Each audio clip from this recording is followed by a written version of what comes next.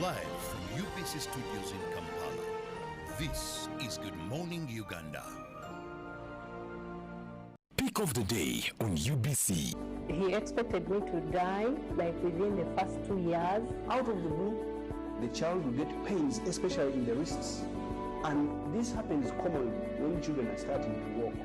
Was brought to you by I'll call you every day, yeah yo, baby don't know. You can now get all the Chibuzi out with MTN voice bundles. Call all networks. Kubei Dondoro. Buy a 25-minute voice bundle for only 1,000. Or buy any daily voice bundle of your choice. Dial *100 *21# and select daily or use the My MTN app. When we talk together, we are unstoppable.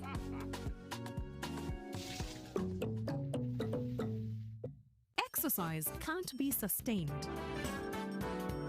Eating can't be stopped. It's even harder to lose weight.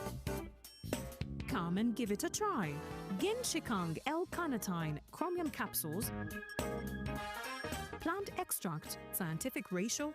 Take 3 capsules each time. The active ingredient accelerates fat burning.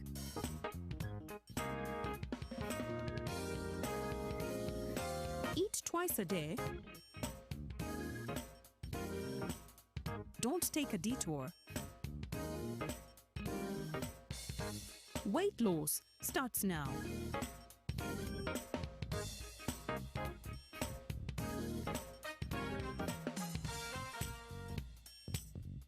Genshikang L-carnitine with chromium capsules helps you stay in shape. Please follow medical advice when taking this product. For more information, visit our website www.hgo.com or call 0800 335555. Taxation is a bit complicated, and the only way to demystify it and make it as easy to understand and to comply with is through engagement. Is there a limit to the number of cars a returning citizen is bringing into Uganda? Who has paid the excise duty on this water is not the supermarket which has sold you this bottle at 1,000. It's not the business. It is the man who is going to drink this water. We strongly believe that it will only be through such constructive engagement that we'll be able to broaden our tax base and build our country together. Buza Kamiso now. Now you can get direct answers. Send your tax-related questions via WhatsApp or SMS to 0790-141-887 and the Commissioner General of URA, John Musinguzi, will personally address them. Tune in to UBC News Tonight every Monday and Wednesday for expert insights and clear explanations. Buza Commissioner. Live from UBC Studios in Kampala, this is Good Morning Uganda.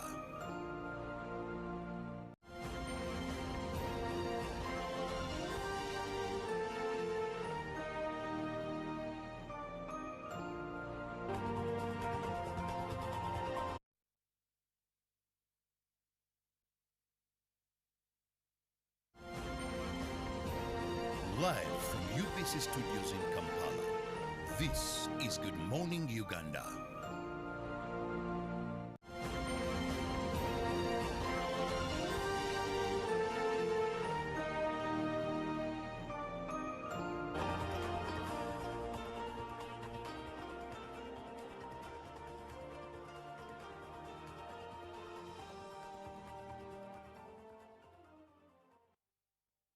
Good morning, Uganda. Thank you so much for watching UBC TV. If you're just joining in, you're welcome. If you started with us, thank you so much.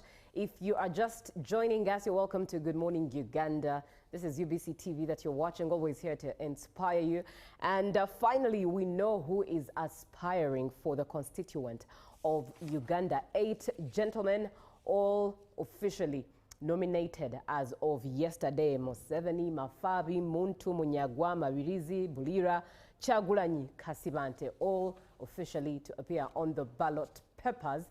as you make the choice of who will be the next president of Uganda. But this morning, let's throw back to the past 2 days. 0709602592 is the WhatsApp number that you should engage and be a part of the conversation. I am Julie F. Nantaba with Robert Chagulanyi. Pardon me. Hello, Robert. How are you? Robert Chirabo Nyonyintono, who I called Robert Chagulanyi. Hi, Julie. Joan Murunji. And Joan, who are you going to give me? No. Of course, it was a slip of a tongue for me to call Robert Chagulanyi. Yeah, but it's understandable, Robert Chirabo and Robert Chagulanyi. I know, right?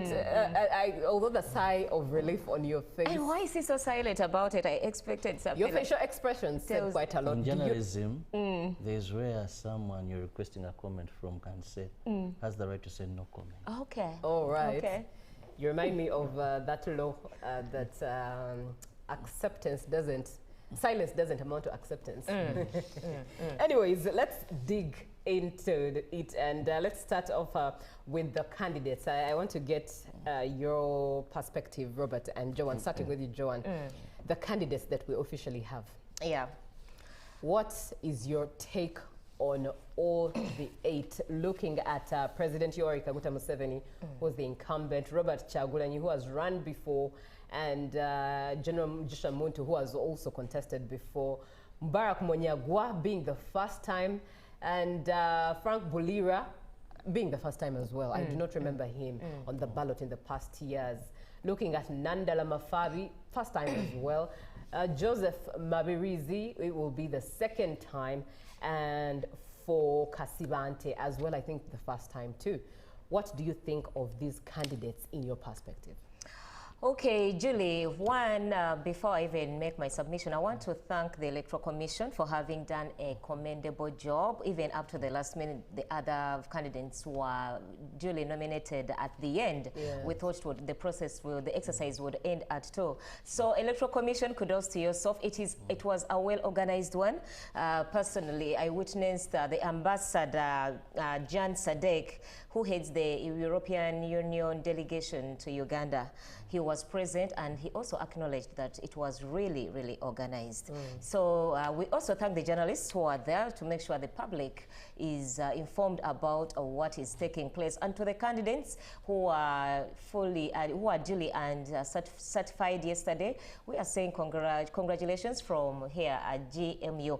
So talking about yesterday, the candidates, it's a surprise that we've not seen any independents run, rather certified yesterday. And I think maybe the Electoral Commission decided you must fall somewhere before you decide to come for the other elections in 2031.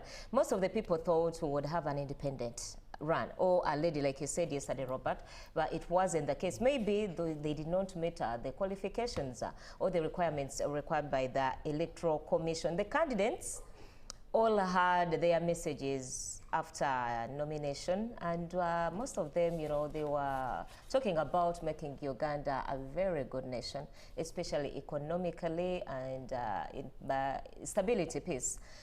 President Yoweri Museveni himself, I liked what he said after he was nominated. It was like, he went on to say that Uganda has peace and no one can destabilize it. The army cannot allow that.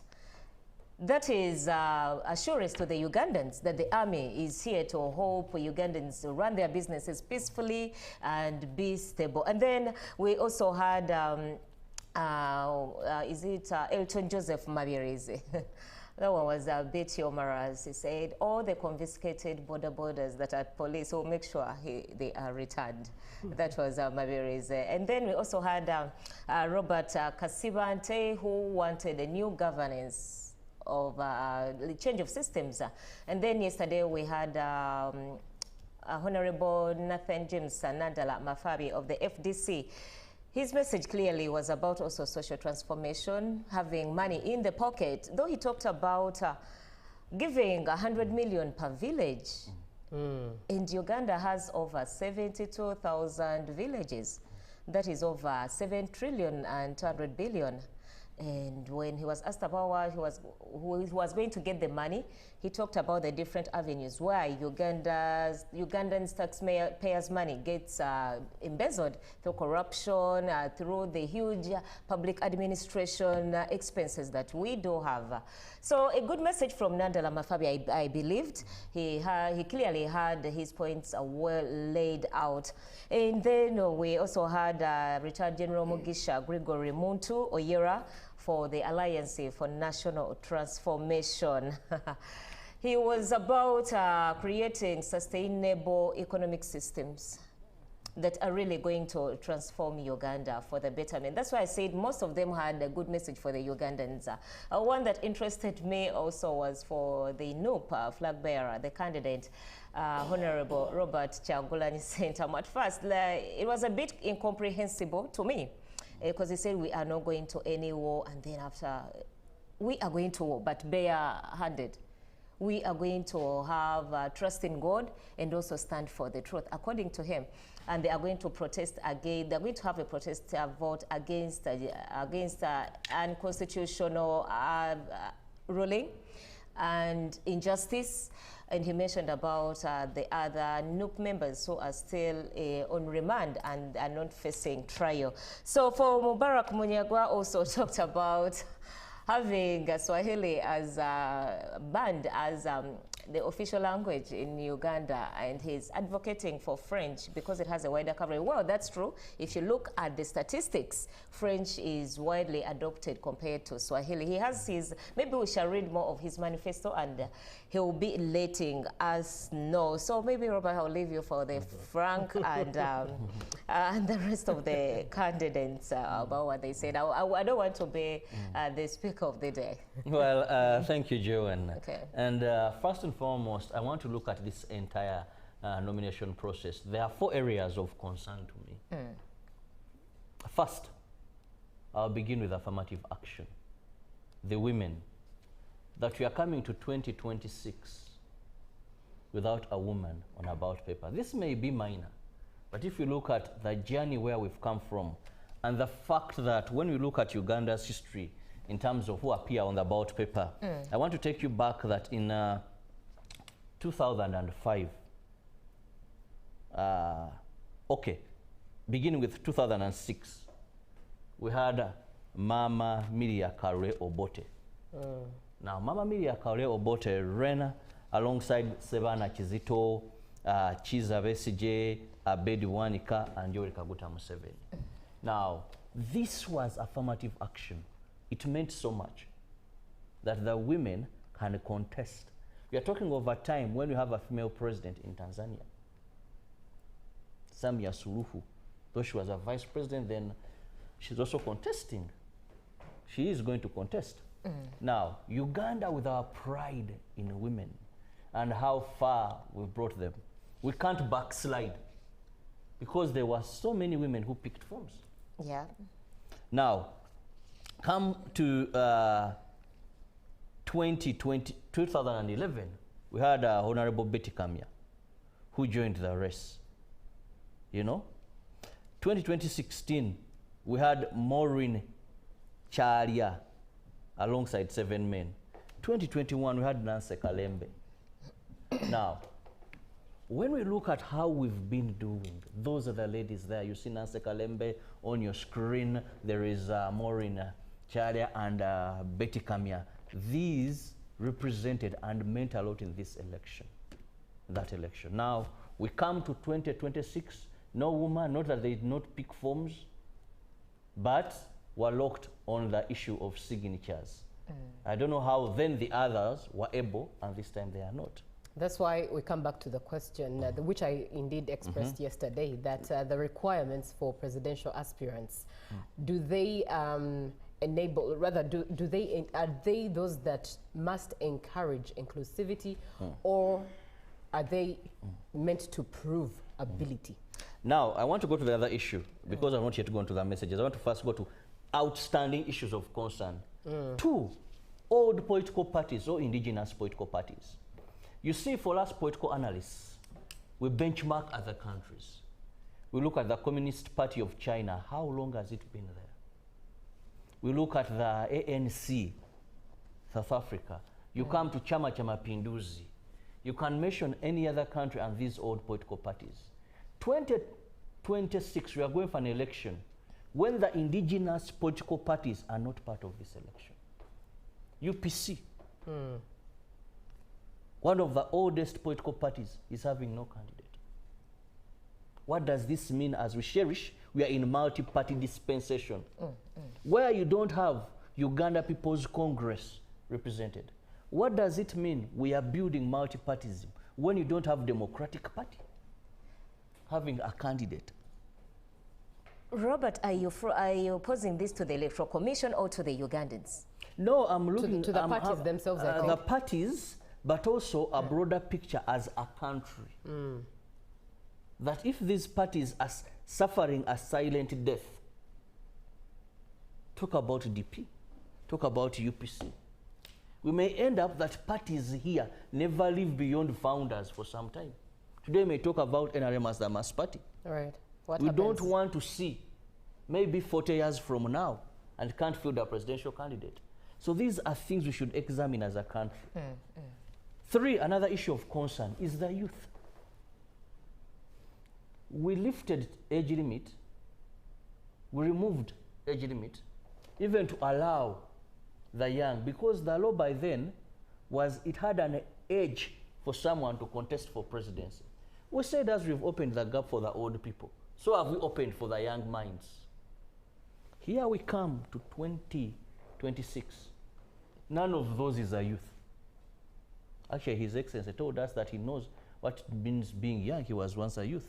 Show me on the 8 who you can regard as a youth, not even Robert Kyagulanyi. You know? So we are going an election where the youth are not there, yet with the majority of Ugandans. Final observation, the issue of the independence. Our laws guarantee, grant those that may not feel affiliated or want to belong to any political party to contest. Now, here this time around, we don't have any independent candidate. So these 4 areas of concern are what I call upon fellow Ugandans to analyze and see how best can improve. What are the factors that eliminated women? Are political parties not giving women enough space? Because most of the people who contested, I think it's only for the Peasants Party, where their party president was not the candidate. Stacia Mayanja. Stacia Mayanja, president but not the candidate. Now, it goes back to political parties. At what level are we bringing women? You get it? At what level? Are we just having them? Have they moved to the top hierarchy that they can be flag bearers of the political parties? It goes back to the political parties. At what level are we bringing the youth? You get it? Are we giving them space, or are we frustrating them when they want to contest for chairmanship? Now, that throws light into the fact that even what these political parties are fighting for and are opposing the government for, they do not practice internally. They do not practice because when you talk about inclusivity for women, for young people, it brings to light, this brings to light the fact that internally, in their internal democracy, these things are said but not exercised. That means they are said to excite the electorate, but not necessarily to fulfill what is being said, and proving that indeed it's just politics. Where does that leave the voter? Exactly, Julie. I think it all goes back to the constitutions of these political parties. What are their constitutions saying? Because you'll find in a political party that the person who is in charge of receiving interest forms for running at any particular level of governance is the Secretary General. And the Secretary General is also running. So how do you expect him or her not to have a conflict of interest? Right. Let's indeed engage comments from you who's viewing us. And good morning. This is Mike Bugweri, who says, good morning, UBC. I liked the quality selection of candidates. It's upon Ugandans to choose to listen carefully and make sound decisions on the candidate of choice. Please, Ugandans, let us not be driven by a mere shilling. Be critical of the manifesto shared. women not daring to run for a high offices because they are critical of the current political movement. I think the word daring is, in my opinion, Mike, it's used in the wrong context here, because women dared to run, but there were requirements or things that barred them from making it to the finish line, to the end of the race, but they dared. They surely did dare. Looking at the messages. Yes. Those were the 4 observations I looked into. Now I want to begin with Yoweri Kaguta Museveni, president, the incumbent, and also now for NRM, who is going to carry their flag. His message rotated more on poverty, how to fight poverty. And indeed, Uganda is a peaceful country. All he talked about, the government programs, he talked about the 4 sectors. You know, President Museveni knows the problems of Ugandans. That is one good thing. He knows the problems of Ugandans and understands them. He also has the solutions to the problems of Ugandans. That is one good thing.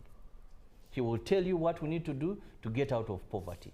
And that is very good. And he did have that in his message.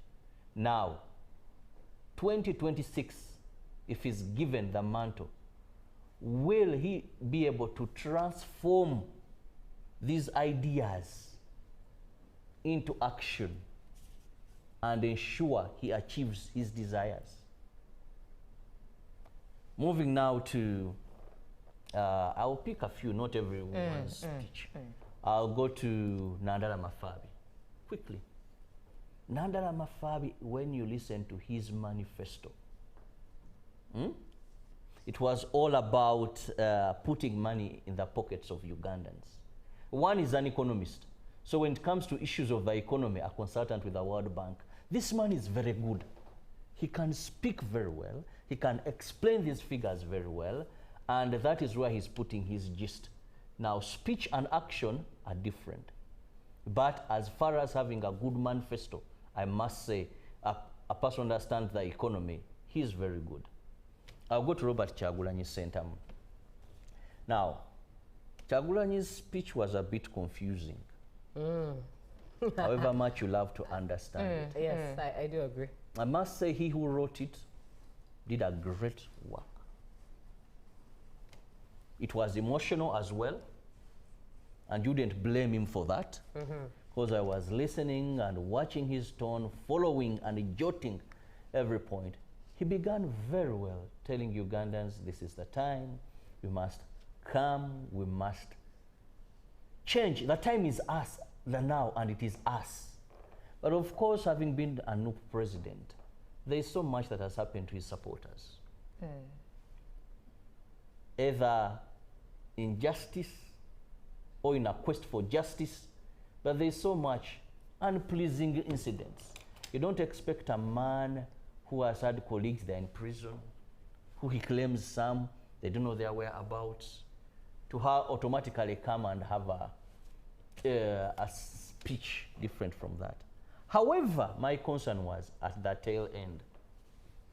I told you yesterday when we were trying to touch into 2020, 2016, 2026 campaigns, that you, the leader, police may want to act professional and desist from using violence. But how you, the leader, you tune the minds of your supporters will cause them to be provocative. Now, when Robert Kyagulanyi's speech towards the end, that is when we saw him sound drums of war. We are going to war for freedom. Now, when for us you tell me that go and hug your loved ones for the last time, tell them I'm going, but if I don't return, that's a heavy statement. It waters down all the things you said. We are going to fight these injustices legally. We are going to. No. These are statements saying we are going if we don't return. So in other words, we are going back to 1986 and the years before. His intro, you know, in journalism, we have the intro, the body, and the then conclusion. the conclusion. He just didn't use the inverted pyramid. He used it the other way. But to be very honest, his tail end did not call for peace for 2026 general elections. I remember in his speech, Robert, just to interject here a bit, he talked about they are going to be non-violent, if you remember very well. And then in the end, when he talks about war, does it mean that the end did not justify the means? Let me just give you an example. Gregory Mugisha Muntu. Yeah. He's one of the people, at no doubt, who we can term as the Bush war heroes. They had what he opted they went for in the bush. And maybe over time, things did not work out as he anticipated them. You would see him speak with pain. Yeah. You know? Yeah. You would see, because we look at facial expressions. When I'm interviewing someone, I must read your lips, read your mouth, you know, your body movements. You would see the pain that he was speaking with. But he wasn't drumming drums of war. When he talked about Kizza Besigye, yes, they could have split. But this is a comrade. And even said, if Colonel Kizza Besigye can be, then what about you? Right. But at the end, but all his message was packaged on, we are going to cause this change through voting and through peaceful elections. So they were both having a similar message. I agree. Very but interesting. one, what he was, but Packaged the other, differently. now it shows that Mugisha Muntu's supporters will go to these rallies knowing we have come to listen, we are going to ensure we protect our vote, we must cast our vote. And they'll now, also be assured of safety. And of safety. Their minds have not been. Now for Chagulanyi, they will go knowing that, hey, you're going, have you hugged your neighbor? Have I hugged Joan? I may not come back. What does that signify? Right.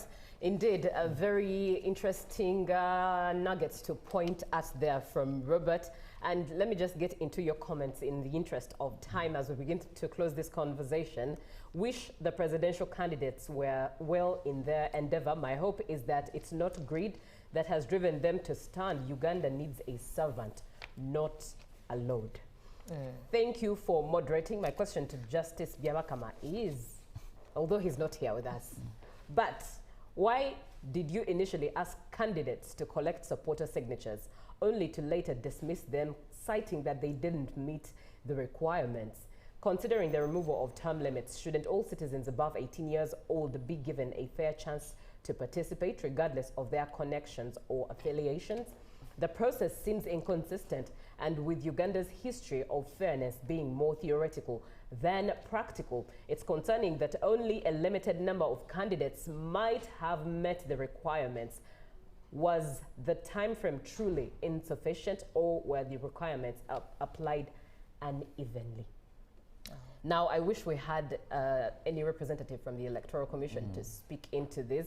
Ours is to just paint the facts as they come. But thank you so much for being on the show. Praise God, UBC, from Pastor Wambi Samuel Kasuja, Mutukula VCC, Buyende Town Council, that is Buyende District. Thank you, Pastor, for watching. I'm Kimaleni Michael, watching you live from Bududa District. With all presidential candidates, I liked only the manifesto of Museveni and Mafabi Nandela, only but the rest. Especially Bobi Wine is just against Museveni, not his views. And the fact is that even if they give Bobi Wine just 1 month to rule this country, he can't manage, please. That is the opinion of Michael. And morning UBC Magara from Rubaga, the issue of signatures locked out many categories of people. This simply means you're not on the ground. People don't know you. I call upon Ugandans to look at these candidates, the three candidates, that is Mr. Museveni, Mr. Muntu, and Mr. Mafabi. According to their speeches, the three are capable. And good morning, UBC. This is Amos from Kumi. I really enjoy the program, but I'm also sure that Uganda we have shall never be free and fair, not until the parliament accepts to change electoral commission system other than appointing. And finally, good morning, UBC. I want to first appreciate the presidential candidates who have come up for the peaceful nominations, and also to appeal to my fellow Ugandans to be peaceful, not to cause chaos within the period of the campaigns. And speaking of peace, if you engage the older folks, those who experienced the times of the war, when they see how we, the youth, exercise our rights, especially during these times, they always warn us vehemently. They always tell us, you do not know what we saw. So please do not take us back. That's what the older folks say. Now, as we begin to close this conversation, I'll start with Joan. What was your conclusion with the security system throughout these past 2 days? Before I actually even give you that submission, I want to let people who are aspiring to be the presidential candidates, there are some things we cannot deny about, especially from the NRM. Because the NRM has made us sail through, when I say we, Uganda as a country, has made us sail through a lot of tough times. So I don't believe it when someone comes up and says, there is not this, there is none this. I believe there is something like we can improve on this because most of the things they're talking about, NRM has put in place. For example, the 2021-2026 manifesto for the NRM, they focused on 5 areas. That was creating jobs, wealth creation, and so forth for their interest of time. So let's not hoodwink Ugandans, telling them this is not in existence. Tell them it is this is lacking, we can improve on this. And for the security bit of it, yesterday in the evening, I managed to pass by Natete, Busega Chengera. I saw there was a heavy deployment of the security forces. I didn't find any incidents apart from some few border men who had been confiscated of their borders, and I think security had their own reasons. Right. Like I said the other day that the Electoral Commission said, rather the police said, if you have anything to talk about the security that you're not satisfied about, there's so many mechanisms that are established you can refer to. But for the wider coverage, I think security did a nice job and it was peaceful. Right. Robert, as a closing mark, what was your perspective on the security? Well, I want to commend security. We told them, please be professional, but also have a human face. Know these are sons and daughters of the soil. So I want to say they did a good job, but I want to urge all Ugandans. First, security, let's be professional. Let's be professional. And to Ugandans, let's not provoke security to cause unnecessary chaos in thinking it is a campaigning tool. Right. With that being said, I will close with this and one Asela moment for you. Authority comes from God, for God and my country. Good morning, Uganda, Tourism Express.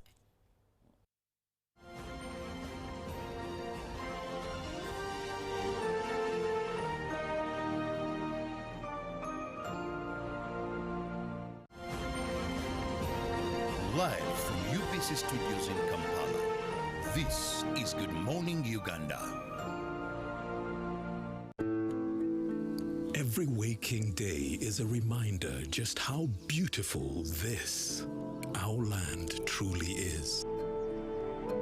The kind of beauty that you can only find here. In the lush green all around us and the wondrous sights within.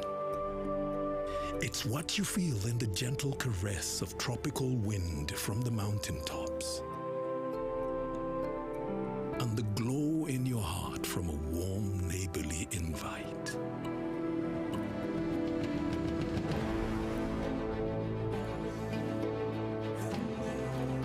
It's in the distinct aroma of our cooking to the taste of food that takes you on a journey. In the sound of homecoming and the sound of Mother Earth. In the magnificence we find on our travels and the exciting moments we experience. Ours is the kind of beauty that comes in all things big and small.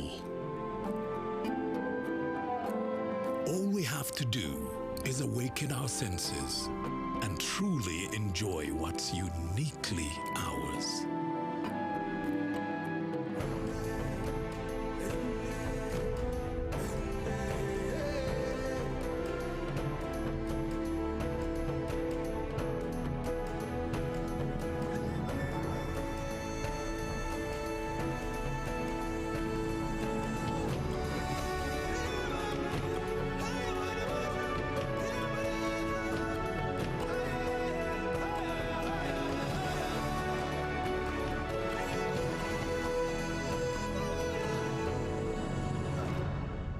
Explore Uganda, the pearl of Africa. Live from UBC Studios in Kampala, this is Good Morning Uganda.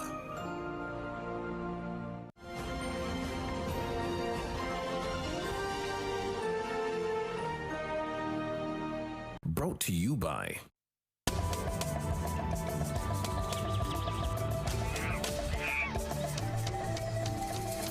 Uniquely Ours.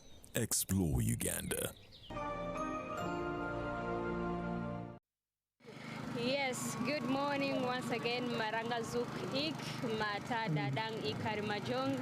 We are in Karamoja, and today behind us is the Karatunga setting, and with us is the Ik community. I suppose so many of you have heard about the Ik community, but now it's time to get to know about who the Ik are. Yes, with me is Mr. Peter, who is going to tell us what the setting behind us means.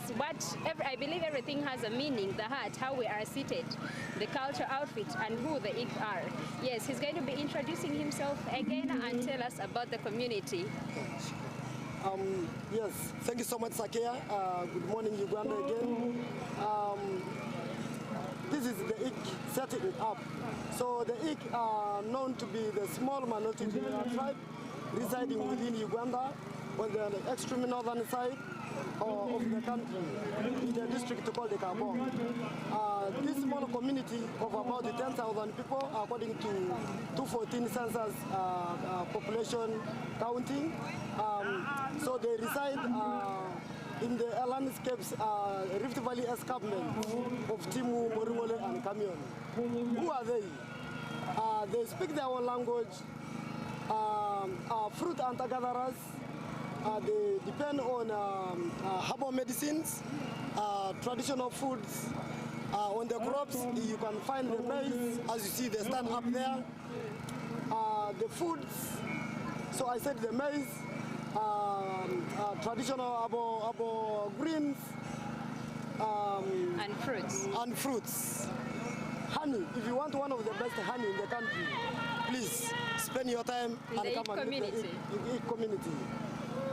Traditional dances, so the dances are not like the ones of the Karmojong. You've been there. Yes. So this time around, you jump and then the lady slides you over. So if you fall down, meaning you are weak. If you look at the dressing as well, like the lady there, so the beats are a bit an assimilation of the Turkana Karmojong. However, this is because of the modern Tasha beads. So the traditional one could just be a small hide covering the private body like a woman, men walking naked or covering themselves in leaves sometimes. At the moment, we designed this booth to showcase the world, to showcase the country, to showcase the destination that the Ik people are here. You need to learn about them. You need to know about them. If you left for Kampala, 570 kilometers away, on the extreme northern side, against the park, between Uganda, Sudan, and Kenya is where the Ik are. Example, if you want to greet in the morning, you say Marang. And then if you want to reply, you say Marangasu. So it is opposite to the Karmojongs that you've known, like Mata and all that. Yes. So please, we encourage everybody, all the travel influencers, destination marketeers, please, come share your memories, come learn about the Ik people, you see the house, come interact, please. Let's learn about them, and this is one way we can promote the indigenous communities. Yes. What is the one outstanding thing that is in the Ik community that you will not find in the other cultures in Karamoja? One is the traditional settings of the huts. You look at this hut here. Yes. So the grazing starts all the way from the ground. And the hut is not all that round. It extends again behind. Okay. May not only be the one other thing is the language. You can't find it anywhere. The location where they are, I think is one of the most people that are the first to see the sun, if I may say. And I don't want to cheat exams for you, you have to be in there. Okay. So that's one other thing that you can't find anywhere else. Let me have the most quality honey. Orange golden honey, Sakea. is found in the Iki community. Yes, so those are one of the unique jams that somebody can put in their bucket list when you think about the Iki people. When you talk about honey, does that mean they are beekeepers? Yes. There is a beehive the other point. So typical beekeepers. Yeah, that okay. So I'm telling them in the language. So the best honey you could get, typical beekeepers, fruit and hunter gatherers, and purely farmers. So no pastoralism. Yeah. I believe these have a similarity with the Batwa community, being that these these feed on fruits and then the vegetables. What more can we get to know about this setting? The fact that we are seated on animal skin, is it the same animal skin you'll find in the other cultures of Karamoja? Yes. Now the animal skin, the Iki community trade it with the Karamojangs with their maize. So you, say example, you take like 2 sacks of maize, you get the animal skin for sleeping.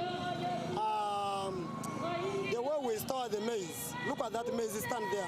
It's typically unique for the Iki. The dressing, as you see, the foods are more residing on wild vegetables, beans, maize, no meat, no milk. You know, the structure, like I said already, is typically different. We don't make like a big setup of houses like the Karmojong. So this time around is one man with his children and his wife.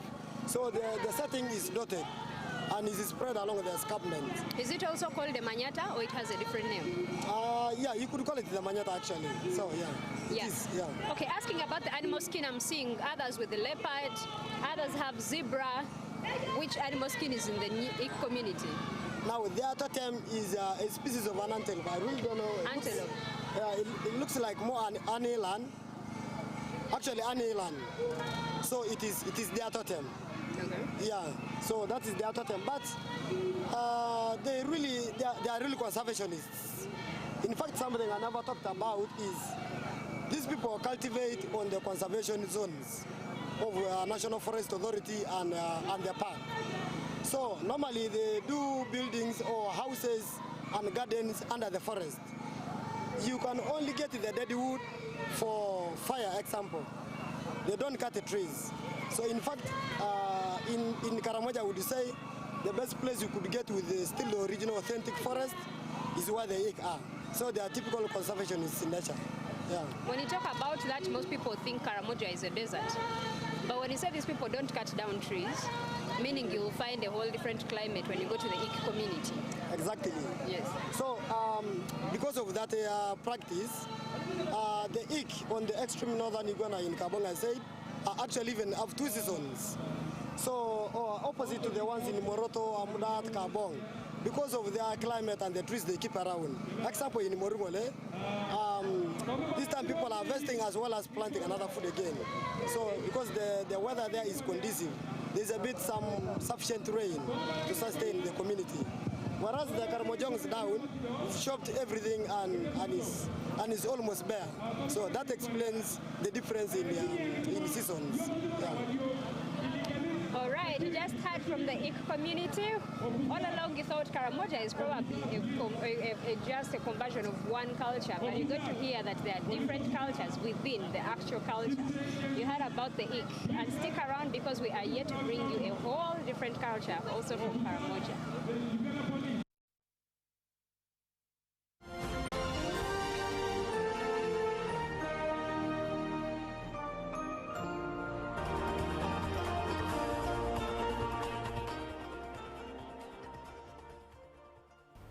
Good morning once